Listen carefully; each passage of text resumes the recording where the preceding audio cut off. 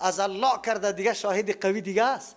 الله میگه قل بگوی پیغمبر علیه السلام پروای کسی را نداریم، کفا بالله کافی است الله بینی ده بین ما و بینکم، ده بین شما شهیدن، بالکل شاهد. عمل که انجام میدادی نیک، کاری دعوت پیش میبردی، مردم تو را مدح بکنه یا نه، تمجیدی تا بکنه یا نه، احترامی تا بکنه یا نه، هیچ پروایی نداشته باش. چرا؟ شاهد کیست؟ الله تبارک و تعالی. همین کفایت میکنه. یعلم ما فی، چی رقم شاهد است؟ شاهدا یکی سه که یک طرف موضوع را دیده دیگه نه، معلوماتی کافی نداره. الله طور ذاتی است. یعلم ما فی السماوات، میدانه آن چیزی که در آسمان هاست ذره ذره، والارض، آن چیزی که در زمین است. از یک طرف کمال شاهد بودن شد، از طرف دیگه هم شد که تو کتاب مرا معجزه که مرا وان کردیم رد کرده رویستی، باز میفهمیم. والذین آمنوا بالباطل، کسانی که باور دارن به باطل، و کفروا بالله، انکار از نظام الله میکنه، باطل میپذیره او الله را نمیپذیره، توحید الله را نمیپذیره او شرک میپذیره، از الله سوال نمیکنه، از قبر سوال میکنه. الله را رحمان نمیدانه، قبر رحمان میدانه. بخشنده گناه خود الله نمیدانه، صاحب قبر شفقت آمیز سری خود میدانه. برای شما معلوم میشه که کسی در قبر میره و آواز میده چی رقم آدم است؟ ای آدم کدام آدم است؟ ای در حقیقت از رحمت الله منکر است، ای از توابیت، از تواب بودن الله منکر است. ای در حقیقت ای را میگه که الله تبارک و تعالی بخشیده نمیتونه. نعوذ بالله ای کارا میکنی. الله میگه کسی که باور به باطل داره و کفر به الله میکنه، اولئک ایتور مردم هم الخاسرون، امین مردم تاوانی و از جان من است، خسارناک مردم همی است. چرا خسارناک است؟ الله چی نعمتای برش داده بود، چی وسایل طلب برش داده بود، این وجودی تنومند، این اعضا، این گوش، این چشم، این قلب، این استعداد، این قابلیت، کلش چی کرد؟ در راه غلط از پیش استعمال کرد، استفاده غلط کرد. تمام روز در قمار، در شراب، در کباب، در دروغ، در غیبت، در خیانت، در این گپا تیر کرد. یکی دیگه خساره، این سرمایه هم از دست رفت، هیچ چیزی هم کمایی نکرده، بلکه مردم دیگر هم دعوت داده به مو کارهای غلطی خود. نعوذ بالله. از این کده آدمی تاوانی دیگه نیست. از امو خاطر بزرگترین سرمایه را الله بر ما عمر بر ما داده، اعضا را بر ما داده، وقت بر ما داده. ما اینمی وقت قیمتی می سازیم. اینی وقت قیمتی است. فرق در بین یک کسی که حالی در سینما نشسته، نعوذ بالله در مجلس قمار نشسته، در مجلس شراب نشسته، و فرق در بین تو که در مسجد الله نشسته یخ متحمل میشی. این فرق زمین آسمان داره یا نه؟ اینمی وقت است که تو گرفتی طلا جور کردیشه، او گرفت مکمل از بین برد. و یستعجلونک بالعذاب، چرا خوش نشویم؟ سلی لحظات عمر خود خوش شویم یا نشویم؟ الحمدلله. الله استقامت نصیبی ما بکنه. ای تو نشوه که در ترجمه حاضر شده، خونجا که در قریه رفته باز عقیده توحید بیان کدم نتانه، به کسی گفتم نتانه. این نعمت بزرگ الله است، شکرش نمیسته که به کسی دیگه دعوت بده. اگر دعوت ندادی شکر نعمت الله را نکشیده. و یستعجلونک بالعذاب، این بدبختا دیگر خود چی میکنی؟ در سرحد میرسن که حالی بجلتی عذاب طلب میکنه. عقلی از یا این قدر محو شده که میگن اینمی دنیاست، اینی کشوفش است، اینمی گپ است. ایجالی در فکرشان آخرت و عذاب نمیه. هنوز هم مردم، اما کسی که دعوت میده بره اما عذابی که داری برم بیار. و یستعجلونک، از تو بجلتی طلب داره ای پیغمبر علیه السلام بالعذاب، عذابه. ولولا اجل مسمى، بله الله حکیم است. الله ایج وقت ظلم نمیکنه، دلیل سری تو خواب ثابت میکنه که دیگه عذری تو باقی نمانه، او یه عذر وقتی باقی نمیمانه که برای تو موقع بده، میدان و فرصت بده که تو خوب تفکر بکنی، دعوتگر برات بیاد تو را دعوت بده، راههای خوب و خراب برات تبلیغ شوه، خب بازم تو نپذیری، اونجا که باز در جهنم میبرته دیگه عذر نداری. چرا الله میگه در فطرت توحید انداخته بودم، وجود برات دادم، عقل برات دادم، پیغمبر روان کردم، کتاب روان کردم، راه حق و باطل بیان کردم، نتیجه که سر اردو مرتب میشه بیان کردم. تو خودت راه های غلط انتخاب کرده بودی. امروز اگر کسی در هر گناه مبتلا میشه میره، به اختیار خود است یا مجبور است؟ به اختیار خود میره. الله برای ثبوت اینمی دلیل خود که دیگه تو عذر پیش نکنی الله موقع میده. ولولا اجل، اگر نمی بود تاریخ مسمى معین مشخص برای آمدن عذاب، لجاءهم، میامد عذابم یالی، لجاءهم العذاب، عذاب دستی می رسید. چرا؟ این مردم ها آنقدر بیباکی کردن، آنقدر نعوذ بالله اینقدر گستاخی که عذاب طلب میکنه برای خود.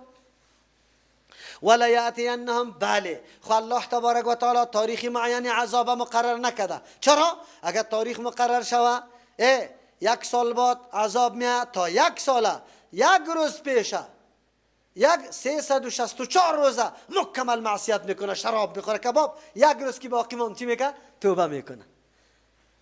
بس خلاص حکمت مکمل از بین میرفت، مصلحت از بین میرفت. نه، آمدن ناگهانی است که هر کس خوف از الله داشته باشه و دست به جنایت و گناه دراز نکنه.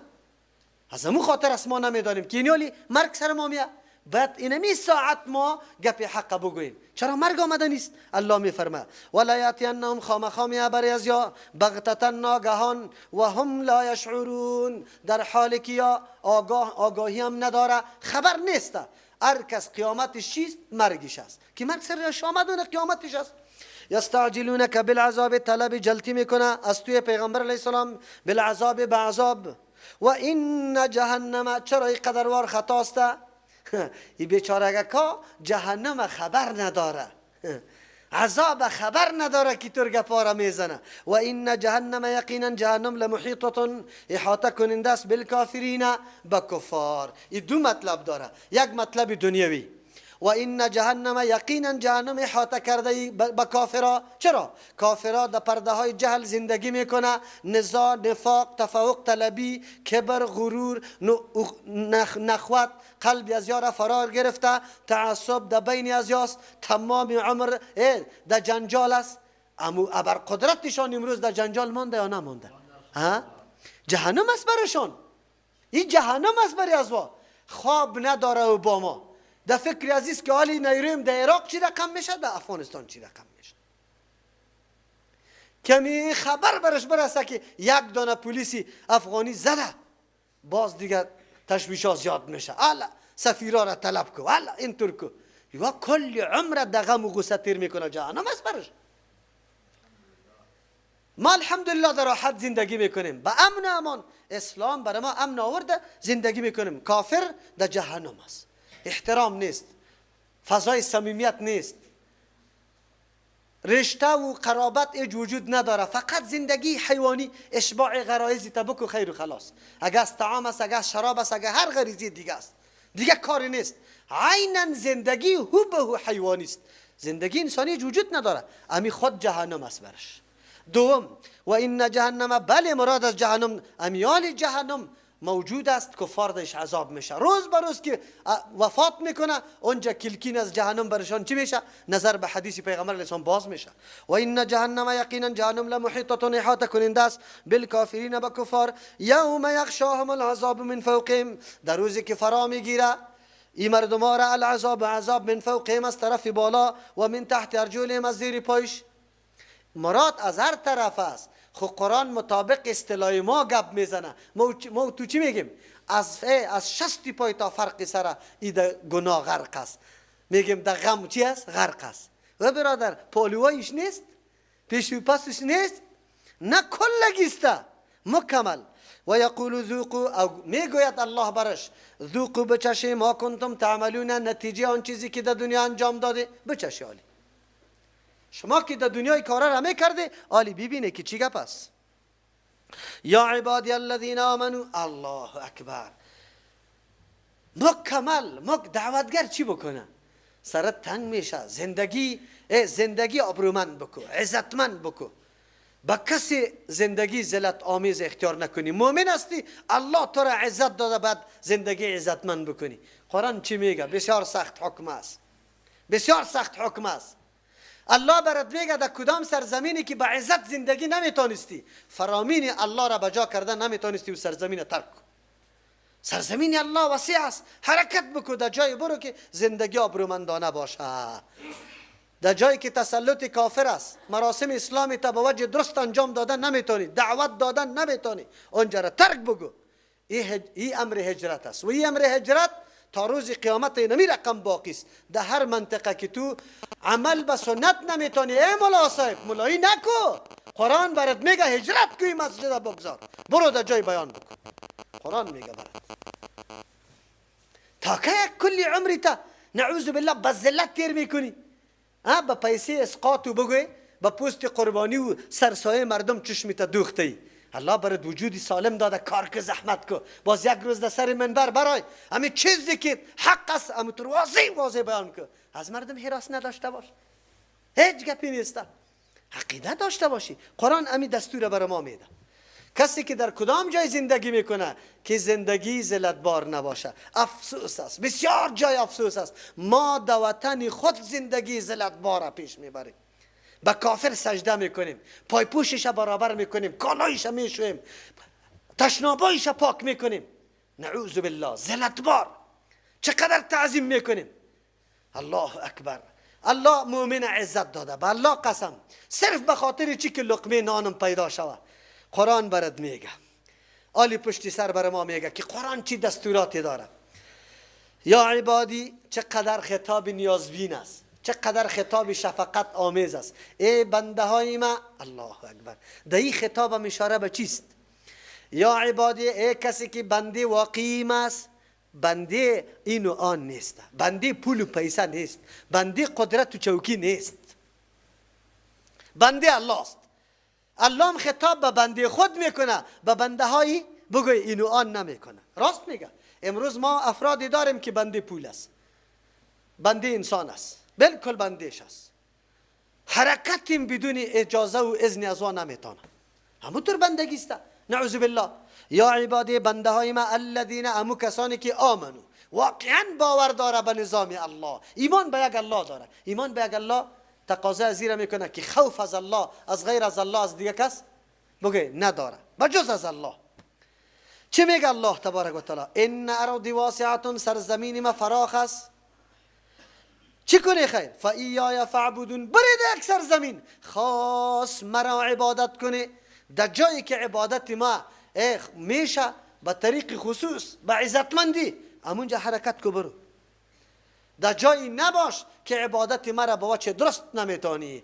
این یک طرف و اگر کدام منطقه را تسلط کفار ثابت میشه که تو را در مسجد، در آذان، در جماعت، در احکام اسلامی، در ریش، در حجاب، در این گپا نمیمانه، باید بروی. خب بله، این آیت شامل از یام است. در کدام ماحول محیط که مکمل مسئله قومیت، وطن، نژاد، تنظیم سری تو حاکم است و نمیتونی که عمل به سنت رسول الله بکنی، بکش خود از اونجا، برو در جای دیگه عمل به سنت رسول الله بکن. چرا؟ در این مقام تو زیر تاثیر محیط رفته، قوم رفته، کارهای بدعت انجام داده رویستی، اتور نکن، برو برای. کل نفس آلی، سوال وارد میشه، وی ای وطن ایلا کنم، کاروبار و روزگاری خود ایلا کنم، برم در سرزمینی دیگه، آلی نه کار است، نه کسب، نه کسی استعدادی مرا میشناسه که مرا در وظیفه بگیره، در بدر خاک بسری قیالداری. امروز کلی بهانه های مردم چیست؟ بگوی عیالداری زیاد داریم. یک عالم کسی سوال کرده بود چطور از جهاد؟ گفت که من در جهاد برم عیالم چه رقم میشه. الله اکبر. ترجمه قرآن هم میکنه، درسای حدیث هم میده و بازم امی گپ تو میزنی؟ با الله قسم، کسی که مومن است گپ نمیزنه، عالم خو بگذار. قرآن برات چی میگه؟ قرآن میگه کل نفس ذائقه الموت. اگر تو میگی من اون طرف میرم، گشنگی و گرسنگی برم میاد، دشمن مرا میکشه، رفتنی خو رفتنیستی بیادرم، کدام تکتی جاودانی خو ناوردی؟ کل نفس ذائقه الموت، تمام نفسا چشنده مرگ است. خو مرگا دو قسم است. یکی مرگ با عزت است که ملائک در چهار طرف بر چفک استاده است، هر کدام تلاش داره که روح همه میگیرم، این روح همه میگیرم، و با مجرد برآمدن روح در حدیث پیغمبر علیه السلام است، یک خوشبویی در عالم پخش میشه، نشر میشه. بالا که در آسمان روح میره، ملائکه آسمان هم در استقبال استاده است، مرحبا مرحبا، چی گفته رویسته که روح کدام بنده است و کدام بنده است. و بنده است که مکمل به دین الله تسلیم است، از مرگ نترسیده، روح خبیث نباشه، نعوذ بالله، که کلگی دانا را بند کنه از بوی و نفرتش. اینطوری روح ها نباشه. امروز شما باور به الله بکنید، تو روح ها هست خود که از دست ذلت و رسوایی به خاطر مال دنیا کدام نوکری و چاپلوسی نیست. به الله همو قدر عاجزی نکرده که به رئیس مؤسسه میکنه. خدا همی قدر ذلیل کرده. این دین نیست. مسلمان عزت داره. قرآن میگه مرگ خود میایه. ثم الینا ترجعون. اینجا ایتورام نگو که مرگ بالکل زندگی را ختم میکنه. آغاز زندگی جاودانی مرگ است. تو تعالی را زنده جاودانی نبودی، زنده مجازی بودی. مرگ که آمد بعد از او زنده میشی. چرا؟ در پیش الله میری با او زندگی که قطعا دیگه فنا نداره. چطور زندگی را فراموش میکنی اینجا؟ والذین آمنوا و عملوا الصالحات. خیر است تو هجرت بکن، الله مهربان است. والذین، کسانی که آمنوا ایمان آوردن، و عملوا الصالحات، عمل درست انجام دادن. بله خب ایمان باشه، عمل صالح باشه. اینطوری که وطن ترک کردی مشرک، نعوذ بالله. عربا که وقتی آمدن افغانی ها را میدیدن قطی روسا جنگ میکنن، حیران بودن که چرا قطی روسا جنگ میکنن؟ چرا افغانی ها خود کل قبر پرست، پیر پرست، شخصیت پرست، سجده به پیر بکو، طواف از قبر بکو، سوال از قبر بکو، در دعای خود در چیت به حق فلان و به حق فلان. و ایران مانده بود که مردم چرا جنگ میکنن؟ عبدالله ازام شهید که امروز زمین مسجد به نام از اوسته، و بیچاره الله بصیرت کامل برش داده بود.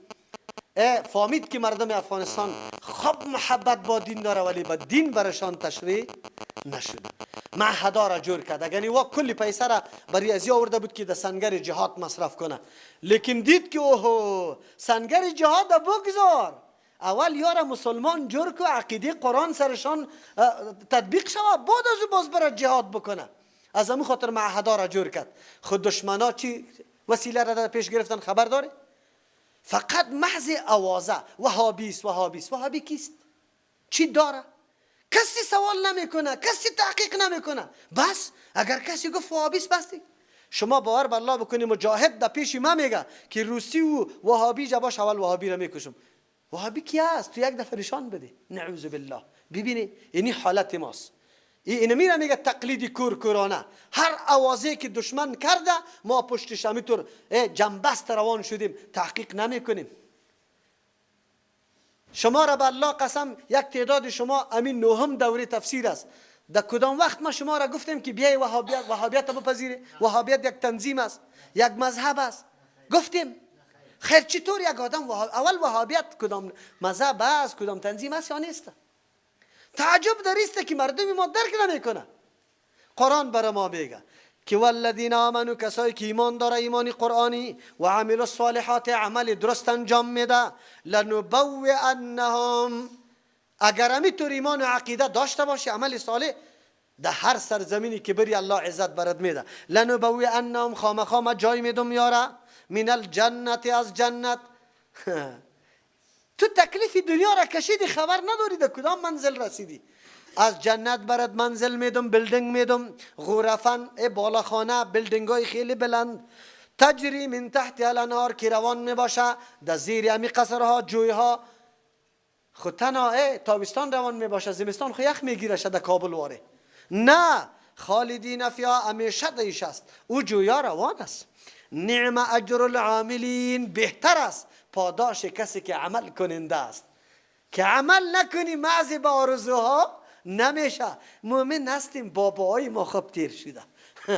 تو خود عمل کن. عمل چی داری، چی کرده ای، چی پیش کرده ای به دین خود، تو عمل بکن. چرا الله بهتر اجری کی را گفته؟ عاملین. الذین، عاملین کی است؟ عامل علی تشریح میکنه قرآن. الذین صبروا، اول میدان. الذین صبروا، کسانی که از استقامت کار گرفتن، پایمردی کار گرفتن، استوار و محکمی کار گرفتن. هیچ کار دین بدون صبر. شما امروز صبر کردی یا نکردی؟ چای وقت خوردی و در نماز وقت خیستی، باز منتظر موتر شدی، اینجا آمدی. این صبر کار داره. این مفت گپ نیست. روزه صبر کار داره، جهاد صبر کار داره، ترک اقربا، وطن، پدر صبر کار داره. بی صبر نمیشه. از این خاطر صبر چیست؟ استوانه تمام عبادات است، تکیه‌گاه تمام عبادات است. خب صبر خو میشه خب حالی چی کنیم؟ اسباب و وسایل وجود نداره. و علی ربهم یتوکلون، خاص بالای پروردگار خود اعتماد داره، هیچ حراسه نداره. امامت در سر منبر میبره، حق میگه، مردم مرا میکش از امامت، امیالی بکشه. اعتمادم سر کیست؟ اونجا که کولی خدا میخوره، ملا صاحب سعی میکنه که این سودخور برای ما 5 روپیه میده. این طوری نکو. مردم پشتت بیاره تو نگیشه، عذر کنه که بگی عذر کنه برات پول بگی. اینطور کو. عزت الله تبارک و تعالی است. و موانع و مشکلات هم در دم رایشان خیلی زیاد است. کوها را اگر برف بگیره، زمین ها را برف بگیره، هیچ چیز موجود نیست. خود امی پرنده همه روز میبره، بگاه حوصله هایش پر از دانه پس میه. اعتماد سرکی داره. او تو انسان که قدر راه های رزق میفهمی، دستت باز است، استعداد قابلیت قوی داری، تو چرا سری الله اعتماد نداری؟ ها؟ مولوی صاحب اول نمبر اینجا باید متوجه باشه.